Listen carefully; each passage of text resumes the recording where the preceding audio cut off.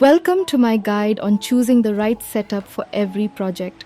From Brazilian embroidery to Sashiko and smocking, I'll show you when to use a hoop, when to go hands-free with a stand, and when to skip the tools entirely.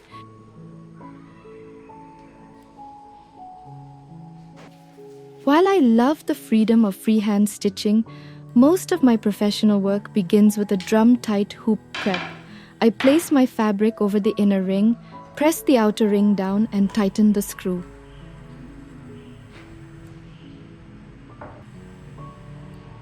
I gently stretch the fabric until it sounds like a drum when I tap it. This firm surface is essential for tracing your pattern accurately.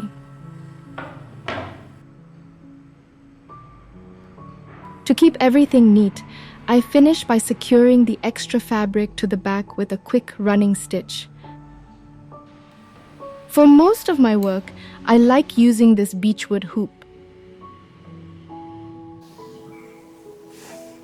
You can also use this metal ring hoop, especially for thin fabrics. It features a quick release design with no screw. You just press and release. Now let's look at how I handle a project like an embroidery edge border. Because the design is right on the hem, we have to be a bit more creative with our setup. I start by folding the fabric edge exactly where the border will sit.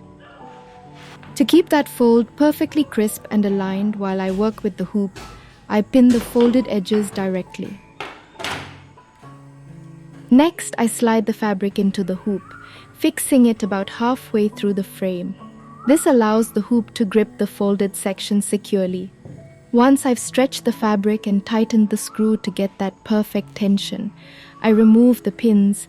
The hoop is now doing all the work of holding that fold in place.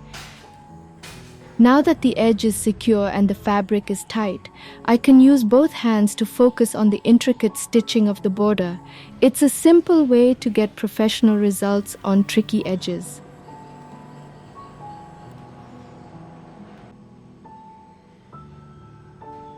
If you prefer a more flexible approach, you can certainly stitch without a hoop.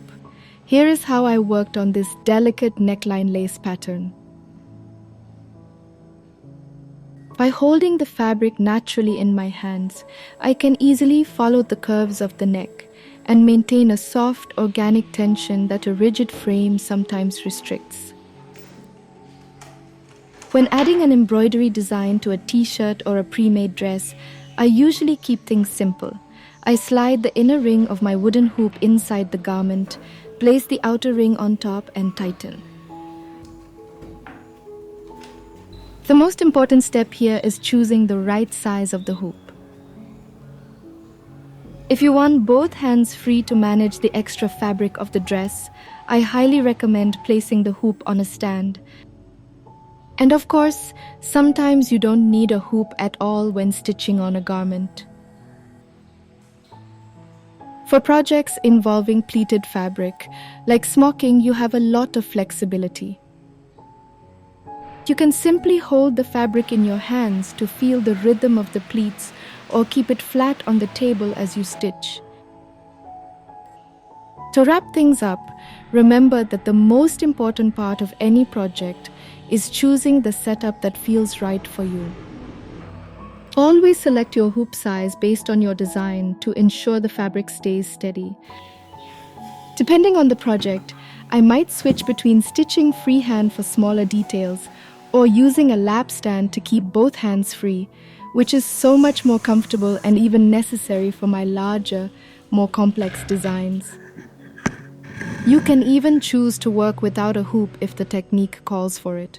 Ultimately, you should choose the method that brings you the most joy. I'd love to hear from you. Do you have a favorite hoop or a different method that you use? Let me know in the comments. Thank you so much for watching and happy stitching.